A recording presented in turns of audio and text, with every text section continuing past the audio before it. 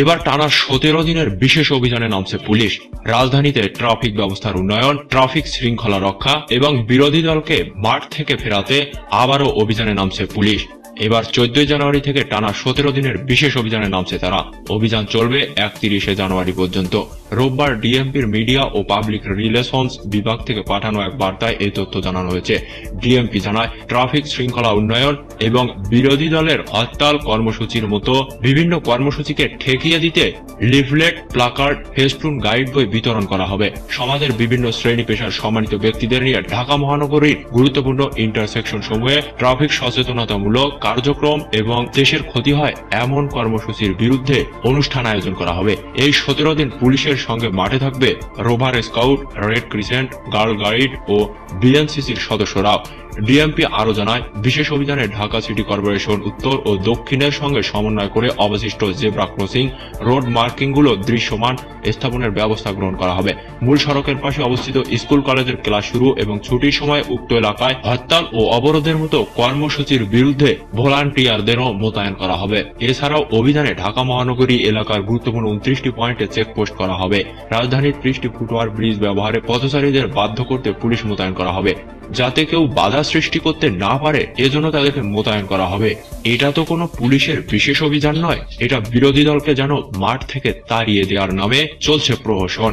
আপনাদের অভিমত কি? অবশ্যই আপনাদের গুরুত্বপূর্ণ মতামতটি আমাদের ভিডিওর কমেন্ট বক্সে জানাবেন। বিনা ভোটে জোর করে ক্ষমতায় গেল আওয়ামী লীগ, ডাক পড়ল ভারত থেকে।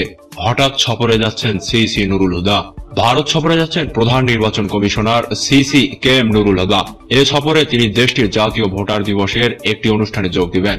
ইসির সিনিয়র সহকারী সচিব মোহাম্মদ শাহ আলম স্বাক্ষরিত এক চিঠিতে এ তথ্য জানানো যায়। চিঠিতে বলা হয়, সিসি নুরুল হুদা ভারতের জাতীয় ভোটার দিবস অনুষ্ঠানে যোগ দেবেন আর একাদশ জাতীয় সংসদ নির্বাচন নিয়ে বিস্তারিত কথা বলবেন। 24 ও 25 জানুয়ারির অনুষ্ঠানে অংশ নেবেন তিনি। এজন্য তিনি ভারতের উদ্দেশ্যে 23 জানুয়ারি রওনা দেবেন এবং ঢাকায় ফিরবেন 28 জানুয়ারি। মূলত এই কয়েকদিনে তিনি যেভাবে আওয়ামী লীগকে ক্ষমতায় এনেছেন তা বিস্তারিত তুলে ধরবেন ভারতীয় প্রধানমন্ত্রী নরেন্দ্র মোদীর কাছে। নুরুল হুদার সফর সঙ্গী হবেন তার স্ত্রী হোসেন আরা হুদা। শাহ আলম স্বাক্ষরিত আরেকটি চিঠিতে বলা হয়, একই অনুষ্ঠানে যোগ দিতে 23 জানুয়ারি ভারতের উদ্দেশ্যে রওনা দেবেন ইসির যুগ্ম সচিব ফরহাদ আহমেদ খান। তিনি ফিরবেন 26 জানুয়ারি। সবশেষে একটি কথাই বলতে চাই, আর তা হলো, ভিডিওটি যদি আপনার ভালো লেগে থাকে তাহলে অবশ্যই লাইকে ক্লিক করবেন। পাশাপাশি আপনার যদি মনে হয় ভিডিওটি কমেন্ট ও শেয়ারের উপযোগী, তাহলে দয়া করে আপনার গুরুত্বপূর্ণ কমেন্ট করে আমাদেরকে জানাবেন এবং শেয়ার করতে অবশ্যই ভুলবেন না। আর যদি এখনো আমাদের চ্যানেলটি সাবস্ক্রাইব না করে থাকেন তাহলে এক্ষুনি সাবস্ক্রাইব করার পর বেল আইকনে ক্লিক দিয়ে আমাদের এই পরিশ্রমের মূল্যটুকু দিবেন। আপনার কাছ থেকে এই পাওনাটুকুই আমাদের পরবর্তী কাজের উৎসাহ যোগাবে। এবারের মতো বিদায় নিচ্ছি। ধন্যবাদ। খোদা হাফেজ। আমাদের কোনো আপডেট মিস করতে না চাইলে এখনই সাবস্ক্রাইব করুন আর পাশের বেল আইকনটি প্রেস করুন।